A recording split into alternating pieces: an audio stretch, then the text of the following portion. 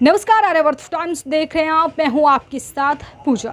बांग्लादेश में तख्ता पलट हुए एक हफ्ता हो चुका है और शेख हसीना जो हफ्ते भर पहले प्रधानमंत्री थी वह अब पूर्व प्रधानमंत्री बन चुकी हैं, साथ ही देश से निर्वासित भी हो चुकी हैं। लेकिन इस बीच उनका वो आखिरी भाषण सामने आया है जो अभी तक सार्वजनिक नहीं हो सका।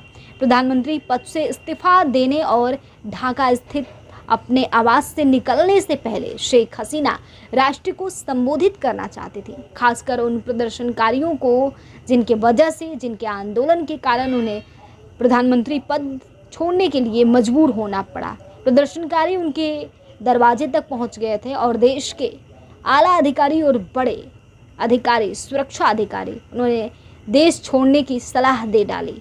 शेख हसीना ने अमेरिका पर देश में सत्ता परिवर्तन की साजिश रचने का आरोप लगाया है और उन्हें मौका मिलता है तो वह अपने भाषण में क्या कहने वाली थी, चलिए हम आपको बताते। वह आखिरी संदेश सामने आया है शेख हसीना का भाषण का, जिसमें शेख हसीना ने भाषण के मेधा की अपने इस्तीफा के बारे में लिखा है। उन्होंने लिखा है कि मैं 100 के जुलूस नहीं देखना चाहती थी, इसीलिए मैंने अपने पद से इस्तीफा दे दिया।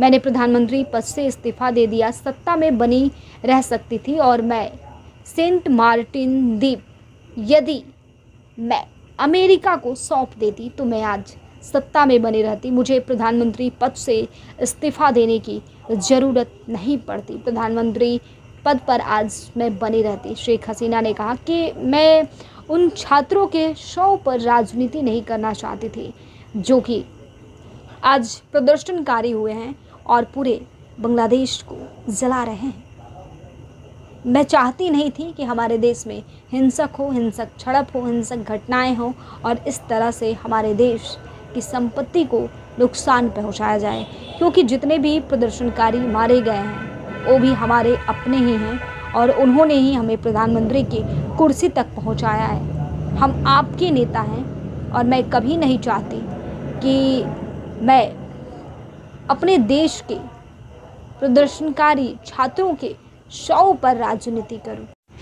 अपने संदेश में आगे बांग्लादेश के पूर्व प्रधानमंत्री शेख हसीना कहती हैं कि अगर मैं सेंट मार्टिन द्वीप आइलैंड अमेरिका के लिए मैं दे देती कि लीजिए, समर्पित कर देती अमेरिका के सामने, तो उसे बंगाल की खाड़ी में अपना प्रभुत्व स्थापित करने की अनुमति दे देती, तो मैं अपने देश के लोगों से विनती करती हूं कि आप कट्टरपंथियों के बहकावे में न आए।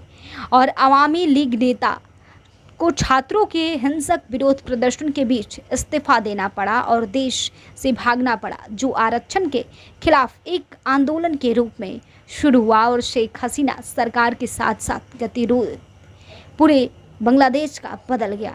अनुभवी नेता द्वारा विरोध प्रदर्शन को कुचलने की कोशिश के कारण 400 से अधिक प्रदर्शनकारी मारे गए।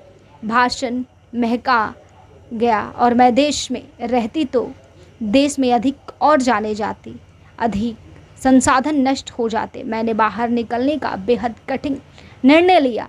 मैं आपकी नेता हूँ क्योंकि आपने मुझे चुन लिया है और आप मेरी सबसे बड़ी ताकत थे, लेकिन आपने तो पूरे देश में प्रदर्शन कर दिया।